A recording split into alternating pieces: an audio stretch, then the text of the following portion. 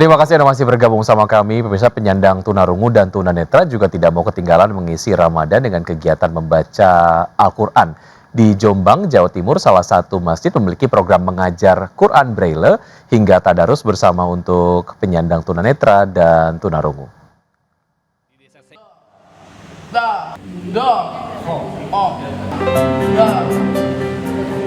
Sekali dalam sepekan, suasana Masjid Kiai Haji Ahmad Dahlan semarak dengan warga penyandang tunanetra dan tunarungu untuk belajar baca Quran Braille di Desa Sengon, Kabupaten Jombang, Jawa Timur.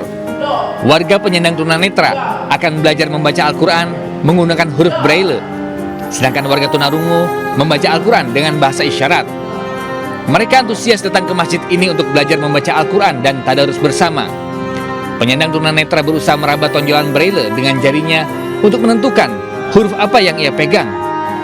Sementara penyandang tunarungu menggerakkan tangannya dengan gaya atau gerakan yang telah diresmikan oleh Kementerian Agama pada tahun 2024. Dengan gerakan yang sama ini, siapapun yang pernah belajar seperti pengajar atau penyandang tunarungu yang lain akan bisa membacanya. Semangat mereka ingin mendalami Al-Quran dan mempelajari agama Islam, karena di tempat lain mungkin masih belum ada, dan Muhammadiyah hadir untuk memberikan fasilitas itu kepada teman-teman yang memiliki hambatan. Para penyandang tunarungu dan tunanetra pun mengaku sangat terbantu dengan adanya kegiatan belajar membaca Al-Quran ini. Karena keinginan mereka mendalami Islam juga sama besarnya seperti masyarakat pada umumnya.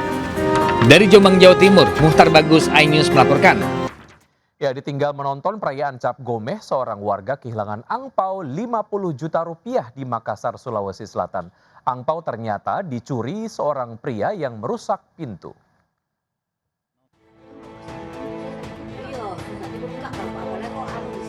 Seorang pria masuk ke dalam rumah di Jalan Sumba, Kota Makassar saat pemiliknya menonton perayaan Cap Gomeh. Pelaku membuka kunci pintu dan mencuri uang dalam amplop merah. Korban curiga rumahnya tak terkunci saat pulang dan mendapati uang 50 juta rupiah hilang. Korban melaporkan pada polisi, kurang dari 24 jam pelaku ditangkap karena melakukan perlawanan hingga kakinya ditembak. Polisi mengamankan uang tunai 50 juta rupiah, motor, sabu hasil membeli setelah pelaku melakukan pencurian. Pelaku terancam hukuman 7 tahun penjara. Dari Makassar, Sulawesi Selatan, Syahrul Adiaksa, iNews melaporkan. Meledak saat dibuat, pelakunya di Ponorogo, Jawa Timur. Akibat ledakan, seorang anak tewas, 2 orang dewasa terluka.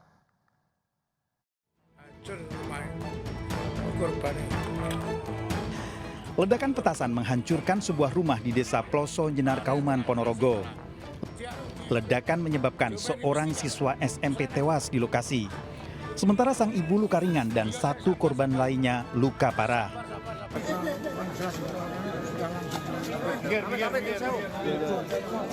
Korban dibawa ke rumah sakit untuk divisum, sementara kedua korban luka mendapat perawatan medis.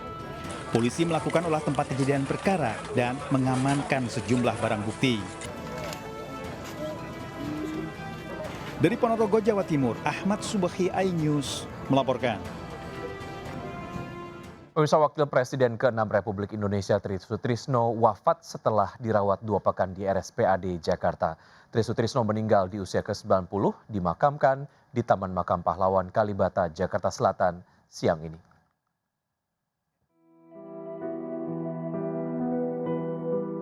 Wakil Presiden ke-6 Republik Indonesia, Tri Sutrisno, wafat pagi tadi jam 6.58 menit waktu Indonesia Barat di RSPAD Jakarta Pusat.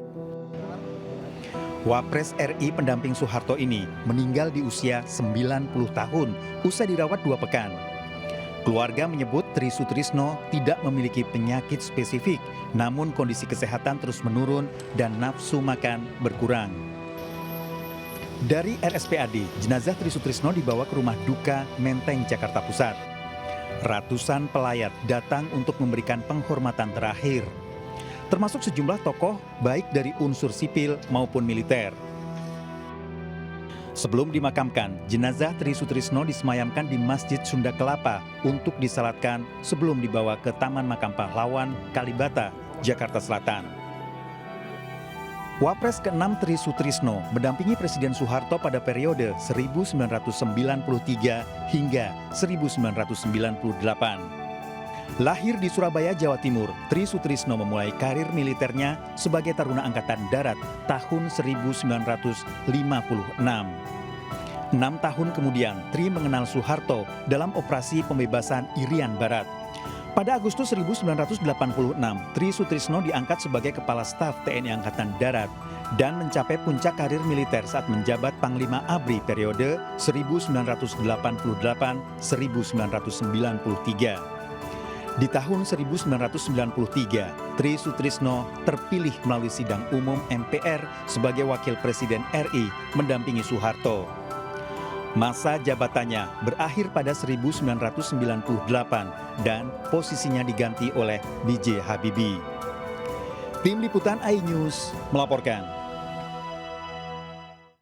Pemirsa, usai dibawa dari rumah duka Menteng, Jakarta Pusat, jenazah Tri Sutrisno akan disolatkan di Masjid Sunda Kelapa.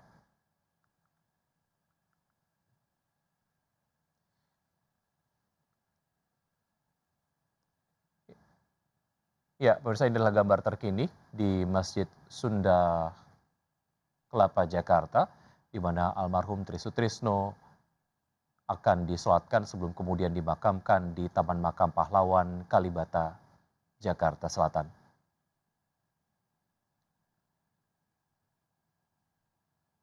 Sejumlah kerabat dan juga pejabat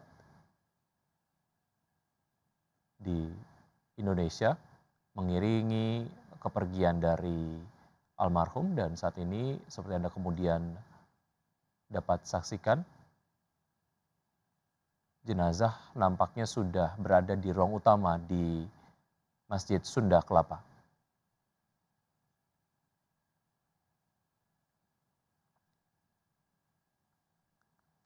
Dan rencananya jenazah akan dimakamkan di Taman Makam Pahlawan Kalibata, Jakarta Selatan siang hari ini setelah zuhur.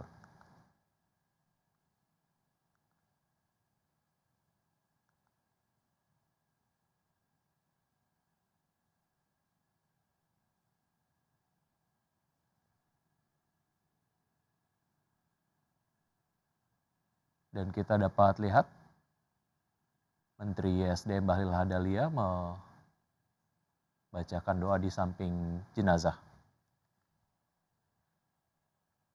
Di lain, pemirsa, tak terima kendaraannya mogok usai mengisi BBM, belasan pemotor dan pemilik mobil menggeruduk salah satu SPBU di Bekasi, Jawa Barat.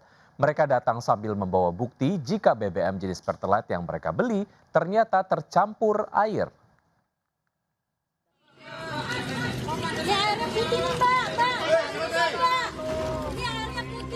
Seorang pemotor merekam saat tangki bensinnya dikuras hingga ditemukan air usai mengisi BBM di SPBU Jalan Insinyur Haji Juanda Margahayu, Bekasi Timur.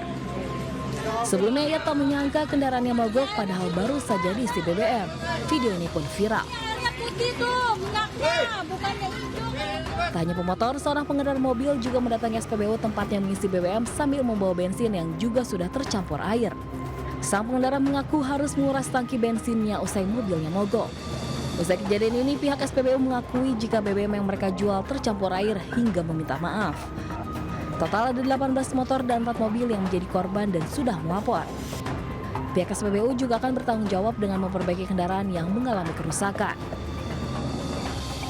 Ada tindakan tanggung jawab, baik itu menguras tangkinya dan juga memberikan servis gratis di depan untuk kendaraan yang misalkan terjadi kendala di kendaraannya ya.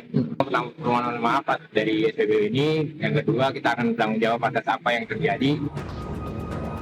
Pasca kejadian, SPBU untuk sementara ditutup dan tidak melayani konsumen. Selain itu, petugas juga masih menyelidiki penyebab Pertalite tercampur dengan mengambil sampel untuk dilakukan pemeriksaan oleh Pertamina. Dari Bekasi, Jawa Barat, Rahmat Hidayat, iNews melaporkan. Pemirsa, jelang 2 pekan bulan Ramadan, sejumlah harga kebutuhan pokok terutama daging sapi masih terus melejit. Bahkan di sejumlah pasar di daerah, harga daging sapi meroket hingga Rp150.000 per kilogram. Harga daging sapi pada minggu kedua bulan Ramadan di pasar tradisional Antri Baru Kota Cimahi terus melejit. Saat ini harga daging sapi dijual Rp150.000 per kilonya. Kenaikan harga daging sapi ini akibat harga pasokan dari pemotongan naik sejak beberapa bulan lalu. Akibatnya banyak pedagang yang mengeluh karena daya beli masyarakat turun. Kenaikan daging sapi juga terjadi di pasar kota Banjarnegara, Jawa Tengah. Di sini harga daging sapi kualitas super juga dijual Rp150.000 per kilogram. Naik dari harga normal Rp130.000. Kenaikan akibat permintaan tinggi dan naiknya harga daging sapi di tingkat peternak. Diprediksi harga akan terus merangkak naik hingga H-7 Lebaran dan diperkirakan bisa menyentuh harga Rp180 hingga Rp200.000 per kilonya. Sementara di Pasar Rawu, Kota Serang, Banten, sejumlah lapak pedagang daging sapi terlihat lengang dibanding hari biasa. Hal ini diduga dampak kenaikan harga daging sapi yang terus terjadi sejak beberapa pekan jelang Ramadan. Kenaikan diduga tingginya harga dari pemasok, biaya distribusi, dan ketersediaan stok yang terbatas. Pedagang berharap pemerintah bisa menjaga stabilitas harga dan ketersediaan pasokan agar daya beli masyarakat kembali pulih di bulan Ramadan ini. Tim Liputan iNews melaporkan.